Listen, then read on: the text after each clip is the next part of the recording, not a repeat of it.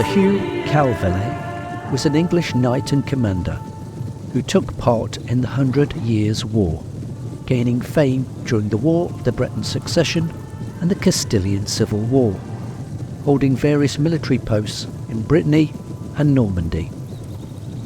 Hugh Calveley was born the youngest son of David de Calveley and his wife Joanna.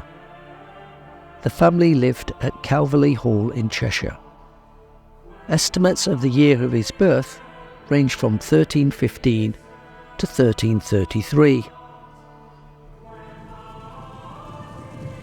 Along with many other Englishmen, the young Calveley served in Brittany, supporting Jean de Montfort's bid to become Duke of Brittany against Charles de Blois during the Breton War of Succession. An anonymous poet's account of the Battle of the 30 in 1351 refers to Hugh de Calveley as a knight fighting on the English side, although it is unclear as to when he was knighted. In 1354, Calveley was captain of the English-held fortress of Becherel. He planned a raid on the castle of Montmorin in April. However, the attack was anticipated, and in the ensuing fight, Calveley was captured and later ransomed. In 1359, Sir Robert Knowles and Calveley invaded the Rhône Valley, capturing the city of Le Puy in July. The campaign ended when their way to Avignon was barred by the army of Thomas de la Marche, deputy for Louis II, Duke of Bourbon, at which point both English commanders retreated. At the Battle of Auray in September 1364, Calveley commanded the reserve division of the forces of Jean de Montfort. Charles de Blois was killed in the battle, enabling de Montfort to claim the duchy without further conflict. After the conclusion of the Breton Civil War, Calveley, along with many other soldiers, found himself unemployed. These soldiers proved to be an ongoing problem as they banded together in free companies that continued raiding throughout France. The solution to the problem was found when the free companies were paid to support Count Enrique's bid for the throne of Castile, which at the time was held by Enrique's half-brother, Pedro. Calveley signed up as the most prominent of the English captains and was involved from 1365 to 1367. For his services to Enrique, he was made Count of Carrion.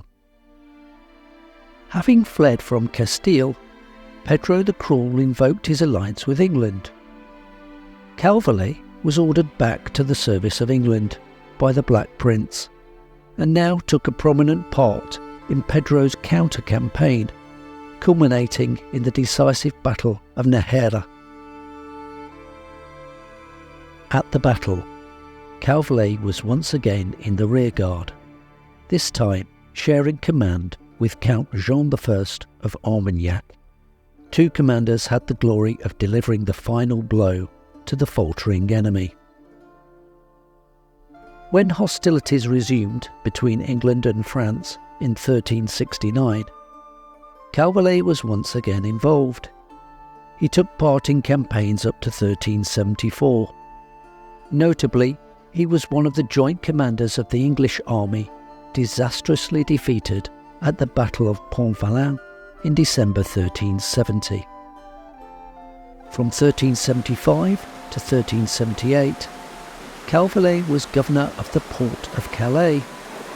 Thereafter, he became one of the two admirals of the English fleet, taking part in several sea battles.